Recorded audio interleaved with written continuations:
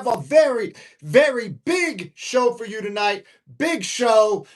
Man, Dana White's biggest beef just resurfaced. There is actual hate. There's actual bad blood. It's popping off right now, live as we speak. We're going to get into it. A UFC fighter who hates Dana just popped off on social media, but they forgot this one thing. Dana's in the comments. Man, Dana clapped back. Yeah, it's getting fucking crazy. Plus, people are asking Dana about will he, in fact, box Eddie Hearn? So that beef is still not squashed. We're going to get into that. Dana offered him a place that they can box. Guys, we're going to get into that. Plus, we have a moral dilemma about what to do about the UFC WhiteHouse card. I'm going to pose a question to you guys, and I want to see if you agree with my line of thinking on what to do in this moral dilemma. Also, I got a street fight story. Guys, I was debating on whether or not we should go there, but it ties into the Dana White thing. It ties into who he's got beef with. My dear friend of over a decade actually got into a street fight with this person and beat him up. We're going to get into all of that, guys. You guys wanted the tea. You wanted it messy. You want the drama. We got it for you tonight. Very big show. I'm excited. Let me take a sip of caffeine real quick, guys. Also, super chats are enabled. Last night's stream, we got our first super like, guys. So I'm officially monetized on YouTube. I told everybody to get in when they could get in, and now we're to the point where in the near future, I'm only going to be able to respond to super chats. But for right now, I'm hopping in the chat. I can still chat. The channel hasn't grown so fast that it's impossible for me to read every comment. I still do that. And I respond to every comment that's coming from a genuine place. All right, let me read the chat and we're going to get right into it. John Morgan says, hey, what's up? Wave emoji. Let's go, John. Our Palm the Don says, real ones in the chat. John Hogan says, I would love to go to the WhiteHouse fight. Man, that's going to be a crazy one. I might have, I don't know. I'm no telling what might happen. No freaking telling. All right. R Upon the Dawn dropped the 100 emoji. Let's go. Also, Lewis is in the chat. What's up, man? Long time no see. It seems like you're doing good, dude. You're all over the place. When I open my social media, you're popping up all over. What? They're clipping your boy?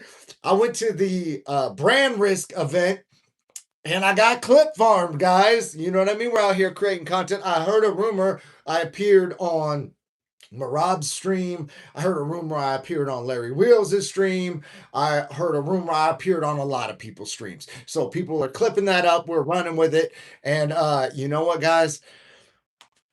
I might have to press a couple people in the near future. Your boy might have to press a couple people because some of the clips are fake news in it. All right. Some of the clips are fake news in it. They're telling tales out of context to make certain people look in a different light than the actual reality of the situation. So if these people come to me nicely with respect and clear it up, apologize, they're not going to get pressed. But if they keep doing what they're doing, your boy's going to press people. My name is King David MMA. I'm a professional MMA champion, a Brazilian Jiu-Jitsu black belt. You know, I recently coached I cornered Charles Felony Bennett. This is the Fight Circus shirt that is banned from BKFC. It's got felony on the back, all his mugshots and his cash app. If you want one of these, drop me something in the chat. I might just give this one away. No telling what I might do. That's what I actually plan to do with this one, is give this one away. Because you know why, guys? Because I'm going to give you the shirt off my back. That's how I do it here. I'm going to give you the shirt off my back. Literally, guys. I need to figure out what to do it for. Maybe I'll give it to the dude that dropped the first super like. You know what I mean? Maybe I'll take the first 10 people that super chat. I'll put them in a fucking little thing and I'll pull out a name. You don't know. Who knows, right? Also, guys, make sure you get your Real Ones tees. If you're a real one, we got these tees for you. Real One on the front, King David MMA on the back. We actually made the font a little smaller on the back, but it's smaller than this on the site. So you can go get these. I left the, I didn't even drop, guys, I didn't drop it in the chat. Okay. Now it's in the chat. I pinned the message. Also, send your coach to Studio Millions. Studio Millions will get them right. And when they're making bank and they're changing people's lives, you know who they're going to have to thank for it? You. Because you sent them to Studio Millions. All right, guys. So I'm going to take another sip of this caffeine. We are in the 700s of milligrams of caffeine today. And what is his name? Santa Cruz Medicinals. He's got a big following on social media. He talks about health, and he streams with like Clav and all those guys. And I met him at Brand Risk, and he's got a video out about caffeine, and he says about 150 milligrams of caffeine is enough. And I strongly disagree. I drink 4 energy drinks to start the fucking day, y'all. 4. I'm popping off the day at 600 milligrams. You know what I mean? This is another 34 milligrams right here. I just had one of these before I got on the stream. That's another, 68? You know, we're well over 700. We could be popping through halfway through 800 already. Also, make sure you like, comment, and subscribe. Apparently, it helps the algorithm. I prefer to only have real ones subscribe. You know that already if you've been here for a minute. But also, if you drop a comment, I'm responding to every comment. And if you hop in the chat, I prefer to have a dialogue rather than a monologue. So, you know what I mean? I read the chats. Let's go, guys. Dana White. His biggest beef just resurfaced ahead of the UFC WhiteHouse card. The UFC WhiteHouse card is popping off, and people are freaking mad about it. And I'm not talking about Colby Covington, who retired from the UFC recently, allegedly over not being on the WhiteHouse card. Dana and Bo Nickel say that he was offered a fight, which he declined. Colby said they offered him a fight up a weight class at 185. And Kobe said, "What, dude? I'm a 170 pounder. What are you talking about?" Like, anyways, Kobe's retired. It's not him. Now you might be thinking it's Eddie Hearn because Eddie Hearn and Dana White are going back and forth. In fact, they just asked Dana, "Hey, they're still talking about you boxing Eddie Hearn," and Dana said, "Man, Eddie's crazy thinking that we're the biggest fight in boxing," which maybe I'm crazy too, because I think that's the biggest fight in boxing. I think if you got Dana White in some boxing gloves, that is the biggest fight that could be made right now. Call me, put me in the crazy category. Put me in the straight jacket with Eddie Hearn, right? But like Dana said, hey, listen, if Eddie wants to box, we can fucking box, bro. He can pull up to the UFC Apex. We can put on the gloves and we can run it. So Dana White has made an offer to Eddie Hearn. Talking that shit. You want the smoke? Smoke's here now, bro. We'll lace them up and we'll put hands on each other, bro. Pause. He didn't say that he was going to touch him. Pause. But you know what I mean? Like he was saying that they could lace it up and fucking bang. You guys fill in the blanks. P-A-U-S-E. All right, but yeah, no. So Dana said that they can run it. He said they can fucking run it. You want to fuck around? You find out, bro. That's what Dana said. He said, man, Eddie Hearn, you want these hands, bro? You want these hands? Pull up to UFC Apex, bro. Let's see if you really want the smoke. Oh, you're not pulling up? Oh, that's what I thought. Oh, that's what I thought. You like to talk about fighting me. You like to talk about beefing with me. You like to talk about boxing me up. But when it comes to lace up the gloves, when it's time to pull up to the UFC Apex where we have a ring and we can run it, now all of a sudden, you got nothing to say. Right? So I actually hope they booked that. I would do based on the brand risk show I just saw. I believe Dana White versus Eddie Hall, because they've actually both got some training, would be a better fight than a lot of the fights we saw on brand risk. And it would be a bigger fight because they're bigger stars. Listen, I'm here for all of this, right? I'm not above this. Okay, guys? Right? I'm not trying to be one of these holier than thou. I'm an MMA champion and a black belt, and I'm a purist, and I'm going to judge you guys for liking to watch crazy shit. No, we only need the top guys who are going to be technically correct and bring their hands back to their chin and blah, blah, blah, blah, blah, blah, blah, blah, blah, blah. Nah, bro, you want beef? I'm here for it. Okay? That's how we do it around here, right? No, guys, we're in a judgment-free zone. Okay, we're in the trust tree, the tree of trust. You guys are here with me. We're in the fucking tree of trust. I'm not here to fucking judge. I'm no better. Listen, I'm a man of the people. I want to see these two boxing head promoters fight. Everybody's talking, and for the simple fact of this, they send men to the cage into the ring. And it's only right they make that same walk. At least one time. I believe it would do them both a lot of good. And it would probably change their lives to both make the walk, to actually glove up, to get in there with the fans watching, with the world watching, with the cameras watching, with the press watching, with the social media watching, with the clippers, with the streamers, with everybody. Everything's on the line. They're risking it all. They're risking all of their aura. They're risking all that shit talk. Every single fighter that they've ever said anything critical to is watching. And they're going to get in there and fucking slug it out. And if they get fucked up, then everything they told her, oh, you should have fought better. You should have done this. Da, da, da. In the third, I wouldn't have won for the takedown. All that shit. Now we can see. Now we can fucking see. And if they're willing to do that, and put their pride aside and they got to risk it and they're willing to risk it all, I believe that would be one of the most compelling stories in all of combat sports. So I would like to see that. Now on to the moral dilemma, which involves Dana's biggest beef. So Dana's biggest beef was with a UFC champion named Tito Ortiz. And Tito is back talking shit. Tito has spoken out about Dana White's treatment of him as a champion based on this UFC WhiteHouse card.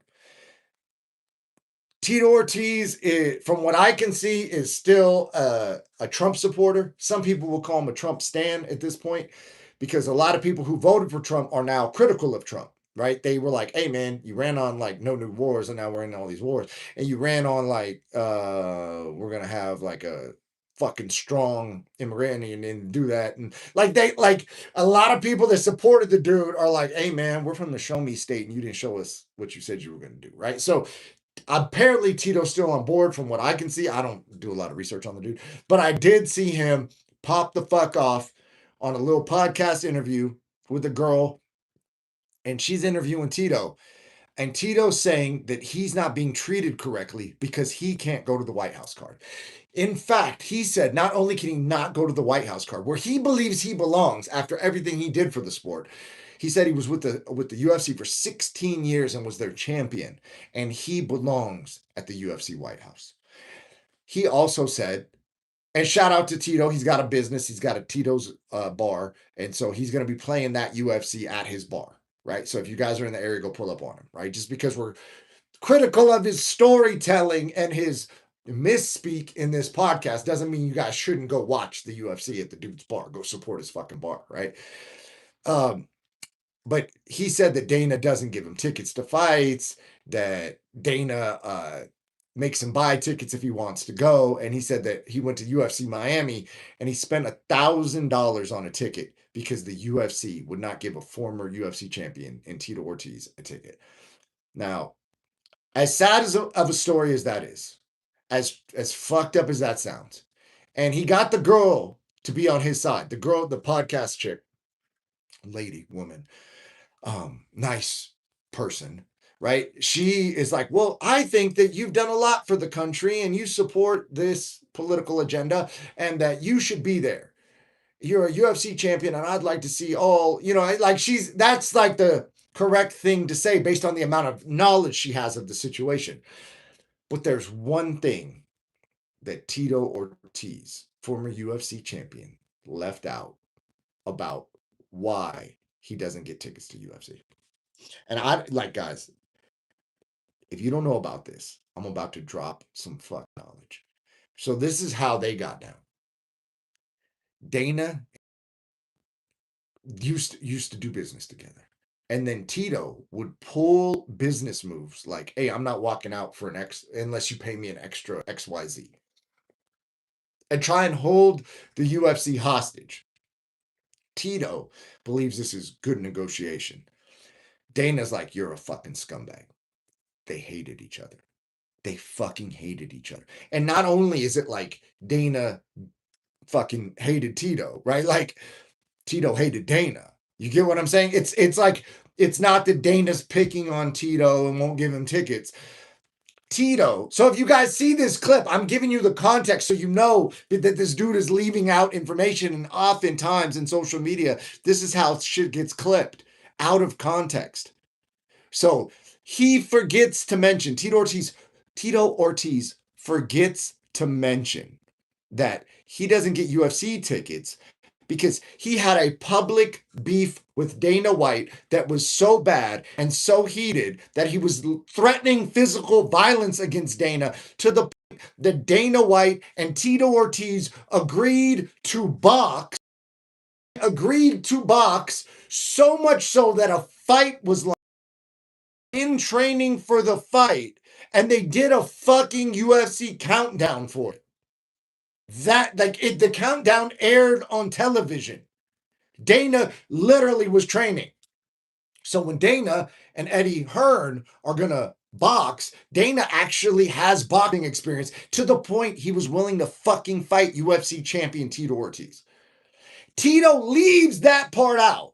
That like we fucking beefed with each other so much we were gonna fucking box because I wanted to hit him and he wanted to hit me. And now he's going on these podcasts neglecting that story, which is the most compelling story of it all, and just saying he doesn't get a ticket to the UFC WhiteHouse. Like, bro, if you were Dana White, right? Even you guys that are critical of Dana, if you were Dana White and this dude literally fucking physically like threatened you with violence to the point that you were gonna fucking box him, and he wanted to hurt you, and he wanted to KO you in fucking boxing, and he was hanging money over your head and wouldn't go out, right? He would not go fight unless you gave him a raise, and he was trying to hold up the whole fucking promotion. This guy who wanted to punch you in the face is now saying that he doesn't get tickets to the UFC fucking WhiteHouse, and he's acting like it's fucking a mystery as to like, oh man, you know, they just don't care, man. No, bro, you forgot the whole fucking beef story, dog. And maybe I'm tripping because I just saw the clip. So I didn't even see. Guys, I'm doing exactly what I'm critical of right now. I didn't even see the whole podcast, so maybe I'm the one that's out of context. But anyway, in the clip, they didn't show the fucking actual beef, and I believe that I got it contextually right, because if he would have led with that, this chick wouldn't be going, oh, you know, that's so sad. They should really give you a ticket to the UFC WhiteHouse. Like, if she knew that Tito Ortiz planned on punching Dana in the face to the point that they had a boxing match lined up with an entire UFC countdown that aired with them both training, if she knew that, she would just go, bro, you got beef with this guy. Of course he's not going to give you a fucking ticket, dog. Go apologize, you fucking maniac. Dude, you want something from the guy, fucking apologize. What world do we live in where a decade or more has passed and they can't fucking squash it? You know what I'm saying? Hold up. We got chats going off. We got funny Charles Bennett saying he just got here. We got John Dong saying, what's up? What's up, John? Hey man, appreciate the super like the other day. Felony Charles Bennett saying, call me, bruh. Bro, I'm on the live, my guy. I will call you when Tom is trying to get a hold of you. I talked to Tom, brother. I talked to Tom. When you hit me on the dot, I hit Tom back. You know what I'm saying? I hit him back, bruh. I hit him back. I probably should have texted you back, but I was driving and doing voice and all that. You know what I mean? And then I've got a commitment to the universe and God above that I'm gonna go live every day. God, you know what I mean? So you know what I'm saying? I get mixed up, bro. You know what I'm saying? I'm not trying to celeb out on you, bro. You know what I'm saying? You know, I just you see how I get. I don't miss training, I don't miss lives, bro. Y'all need to do a stream together. That was so lit. Yeah, man, you know what I'm saying? I'm down. We collab. We can collab. You know what I'm saying? I'm looking to connect. All right, and then we got John Dog saying you're welcome. Yeah, bro. So all right, guys. So Dana White and Tito Ortiz are beefing, and Dana clapped back. He fucking clapped back, and that's, dude, I know a lot of you guys are critical of Dana.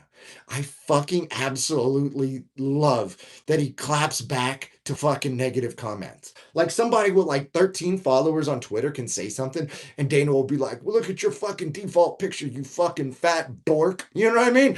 Dude, I like whatever part of someone's personality that is, that Dana claps back like that and that I enjoy that, whatever fucking personality, like fucking fault I have, I've got it. I admit it. I fucking love it and I enjoy it. So Dana's in the comments going like, this fucking whatever, you know what I mean? If you guys did business with him for more than fucking 2 seconds, you would see that he's a fucking problem. He's an idiot. Like, you know what I'm saying? And Dana's just going in like, you guys try and work with the guy.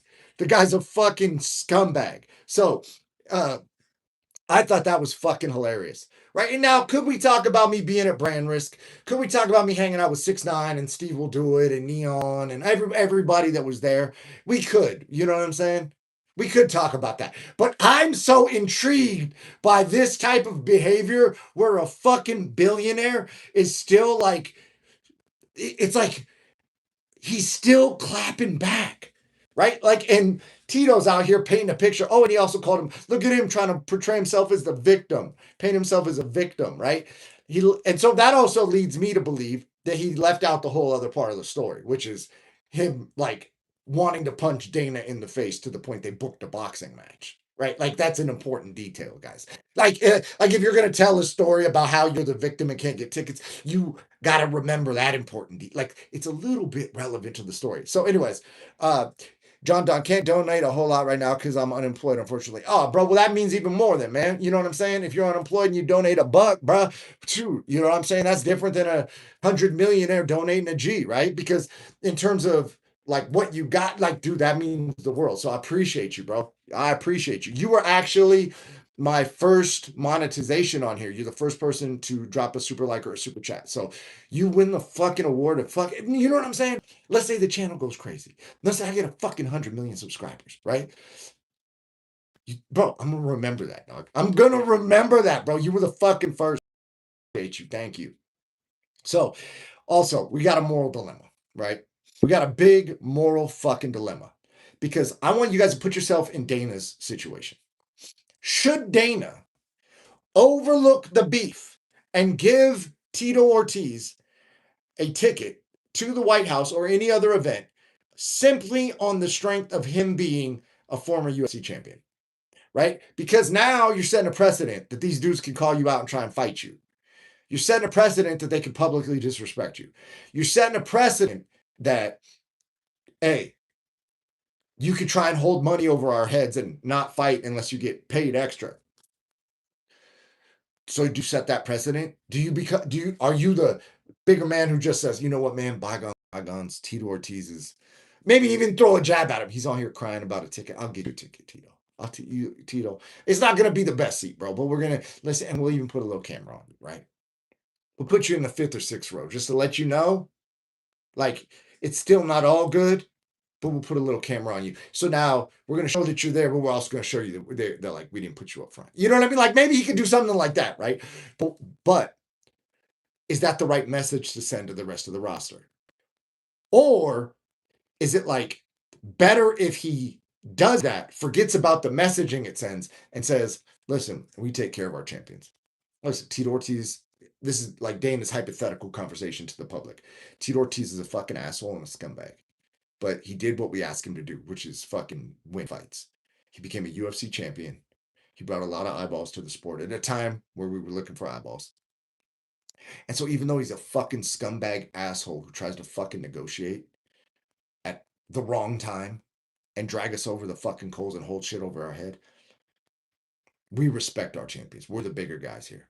We give Tito tickets, even though he's a fuck. You know what I mean? Like, is that the better play to like honor the champions? So I'm genuinely curious. So if you watch this after it goes live, drop a comment because I'm really fucking like I fucking love like social interaction and how people interact with each other, especially through like different levels of, let's call it, wealth and power, and like what's the correct play, right? Dana crush him like a bug, or Dana like lift him up as an example of everybody else coming in the future. You know what I mean? I'm curious, guys. I'm not saying that either one of them is right or wrong. I'm just saying that, like, I get why Dana does it. You know what I'm saying? Like, dog, you're not gonna talk to me like you're gonna fucking fight me and then come to my fucking event. Fuck you, bro. Speaking of people who fought Tito Ortiz, I'm going to tell you guys an alleged street fight story from someone. So, as you guys know, Felony Charles Bennett was living with me for his fight camp for a couple of his most recent fights. So, from time to time, fighters stay at the crib. We get good training in. Like, literally, if someone wants to focus, all I do is go to the fucking gym and do lives. Like, I call my girlfriend, she and I FaceTime, we talk, right? Like, I'm in the grass, in the backyard, in the pool. I'm not going out. I'm not like, if it's an event like Brand Risk, I'm going to pull up. You know what I'm saying? I was in the VIP with everybody, right? Like, you know what I mean? I got to show up to that, right? Like, hang out with all the fucking top streamers and celebrities in the world that are relevant right now. But, like, other than that, I'm not going out. I'm not going out. I'm not going to the fucking dive. I'm focused on fucking training, right? So from time to time, people stay with me, right? And one person that stayed with me for a bit, he's a street legend in Las Vegas. His name is the Bionic Dave Terrell. And when I say he's a street legend, he's like currently, the last time I talked to him, he was working like security, like as a like a security, like a enforcer type security dude, like a bad motherfucker with Chuck Liddell, because people can't be running up on Chuck Liddell when he goes out everywhere. So he needs somebody that if shit were to happen, somebody's capable and can fight. And so Dave Terrell, the Bionic Dave Terrell, he knocked out Tiki. So when you see the viral clip of Dean the Great getting elbowed in the face by Rampage's manager used to fight. His name's Tiki, and Dave Terrell knocked him out back in the day, right? So Dave Terrell's got a win over Tiki. And Tiki was like a prospect. You know what I'm saying? So DT can fight, right? And I guess Tito was popping off at the club. And UFC champion Tito Ortiz, who fights his entire career at 205, allegedly got beat up by 170-pound DT Dave Terrell. So, guys, in the nightclub, right? He might say he slipped on his shoes, but I heard Tito got beat up by Lee Murray. But in that instance, he said that he had leather-soled shoes on, and that's why he slipped, and it wasn't a real knockdown. And Lee Murray went on to go get himself fucking arrested or some shit, or like fucking flee the country and then get arrested over bank robbery. But that's neither here nor there. But DT beat him up in a nightclub in Vegas, allegedly. That's the story that's told in the fucking rooms with the pro fighters. Like, you know what I'm saying? Like the secret fucking convos that are happening, right? And the reason I'm bringing this up is I talked to DT about it, and DT, like, I literally shot a video at Extreme Couture. I never posted it, but it was me and DT talking about it, right? So the reason I'm bringing it up is because DT is cool with it, and I find it funny and relevant to this story that Tito Ortiz, like, DT's fucking chill. I lived with the fucking guy, man. He's more of a, like, I don't want a problem, but if you want a problem, like, I'll solve the problem. Like, he's more of a dude like that, right? So for a dude like that to beat you up in a nightclub, you know how fucking egregious your behavior has to be, especially when you're a celebrity fighter. And DT wasn't out looking for trouble, bro. I've been out with the guy. It's different. I hung out with War Machine before. War Machine's fucking a problem. He went to jail on some crazy shit, right? We're not even going to get into that conversation. But before he went and snapped, I knew the dude and I'd gone out with him a couple times. He's a challenge to go out with. Like, you don't want to go out with that guy. It's gonna pop the fuck off bad. DT's the other type of dude who can fight, but isn't gonna like start a problem. He's trying to chill, hang out, have a good time. Like not like a crazy, but like fucking let's get drunk and fucking walk through fucking glass doors and break shit. Like, he's not doing that. They're just like a good time, chill, good time. And for that dude to beat you up in a fucking street fight, bro, you know how So when Dana, the reason I'm telling you guys this because it circles back to the story, right? So the reason why this story is relevant to Dana's story is because this depicts a pattern of behavior. And I've never met Tito, right? Like that I remember. No, I think I did meet him. I met him briefly, but I was like a white belt at the time. And so it wasn't like meeting as like peers who both have a bunch of fights or like whatever. You know what I'm saying? It was meeting as like, oh shit, that's Tito Ortiz. He's your UFC champion. I'm a white belt type shit. Oh, what's up, Tito? Just like hi and bye, right? Uh,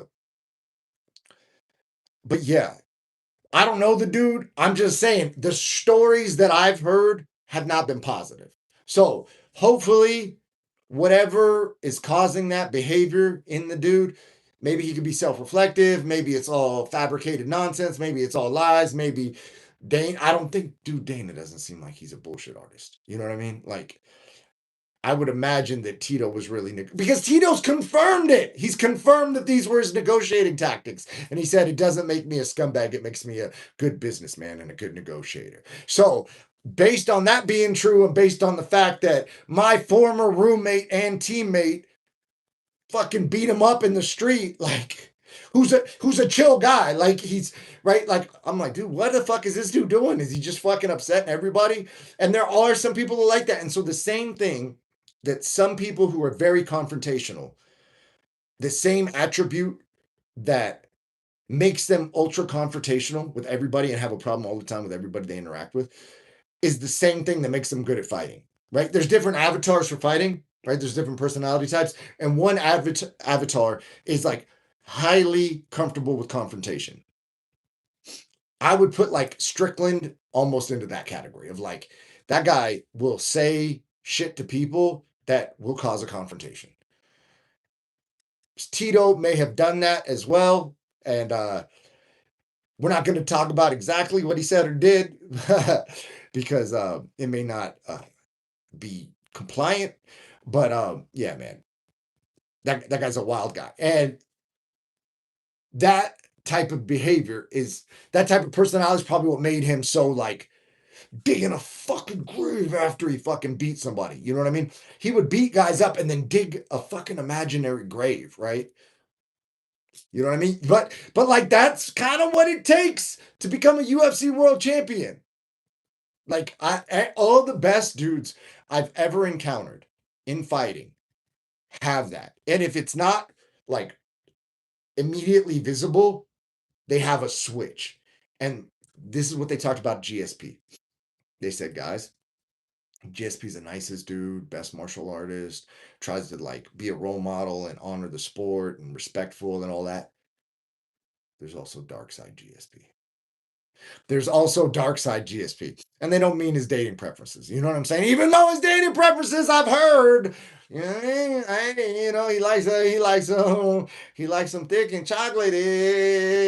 He likes a little chocolate in his milk. You know what I'm saying? He likes a little chocolate in his milk, from what I heard allegedly. I don't know if that's true or not. That's just, rumors around the fucking water cooler.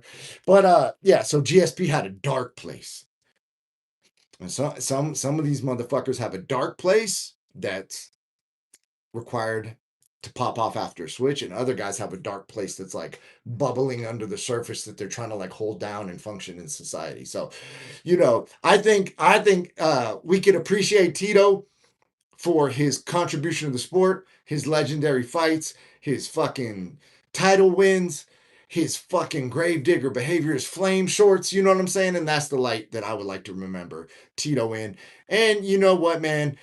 I like the Dana fucking claps back at him. But like, you know what I'm saying? Maybe not the White House, but like maybe give him a ticket or two. Just be like, bro, listen, bygone. Bygones are bygones. Here's a couple tickets for you and the fam, bro. Here's a couple tickets for you and the fam. And I think Tito also has kids with a woman who did adult work. So maybe give him, because if he's got kids, maybe him and his kids get some tickets. You know what I'm saying? Just like, hey man, make the guy feel good, right? Like, I don't know. Maybe I'm too fucking sweet over here, guys. Maybe I'm a fucking too sweet. It's too sweet. Maybe that's why I'm only a pro MMA champion and not a UFC champion, because I gotta be a little bit more vengeful and fucking, or maybe I am. Or maybe I am, and that's why I still fight at fucking 45 years old and bounce dudes' heads off the fucking canvas. I don't know, guys. I don't know. So, anyways, let me take another sip of this caffeine.